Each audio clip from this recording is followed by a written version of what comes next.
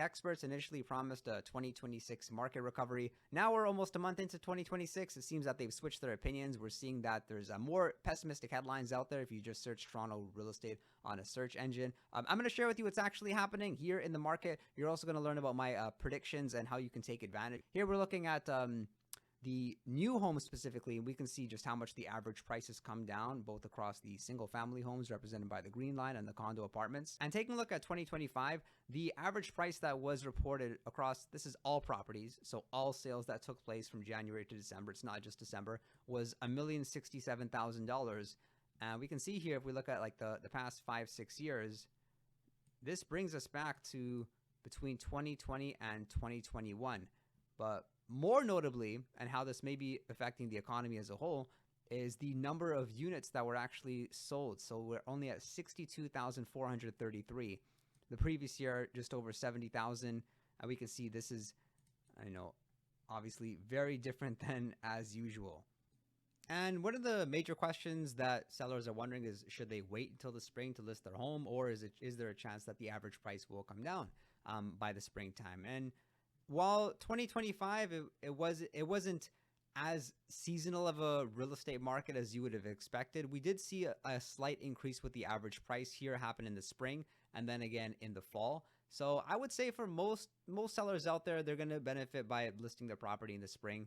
And that's because of the fact that generally we see more buyers. We should also expect to see a couple of interest rate decreases take place by then. The things that could be slightly encouraging for homeowners out there that are considering selling is that the inventory, while it is still high, it's not as high as it was several months ago. We can see the number of active listings did actually drop. The days on market has significantly extended, and that's actually represented here. Gray bar represents 2024, the blue bar 2025. Some property styles, they're taking 60, even 90 days to sell, and they're going through multiple price reductions. But what about the massive number of mortgage renewals that will be taking place in 2026? Because let's remember that a lot of people locked into lower interest rate mortgages back in 2021. And so here, this is published by the Bank of Canada. We can see that's about 33.3% of people will expect to see an increase in their monthly mortgage payment, which could again contribute to homeowners deciding this isn't feasible and we're going to put our home on the market. And then if we see that increased supply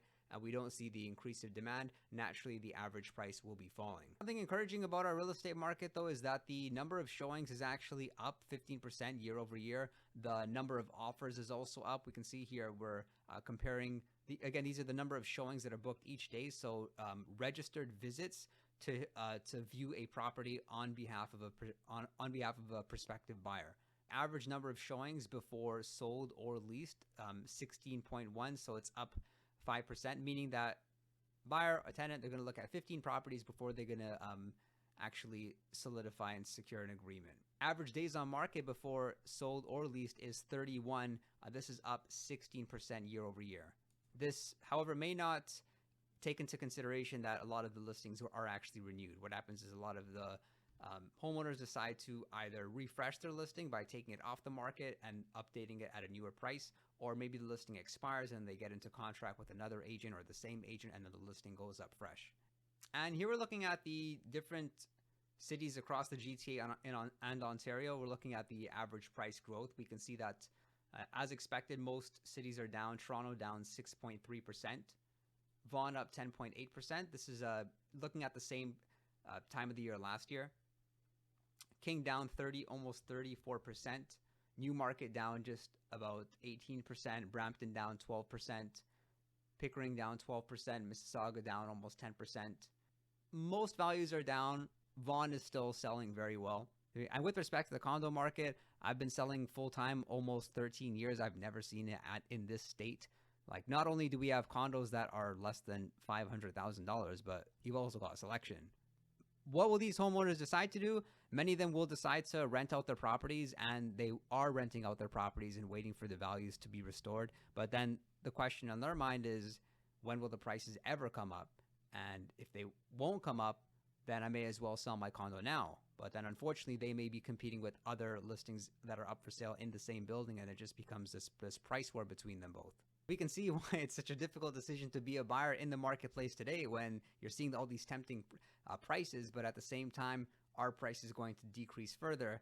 And when I work with buyers, especially first-time buyers, I notice that it's very common. They ask their friends, they ask their family members if it's a good decision to buy now. And unfortunately, most people are going to be more negative than positive. Here we're at the Toronto real estate subreddit. Somebody asked, what are your predictions in Toronto real estate in 2026 and why?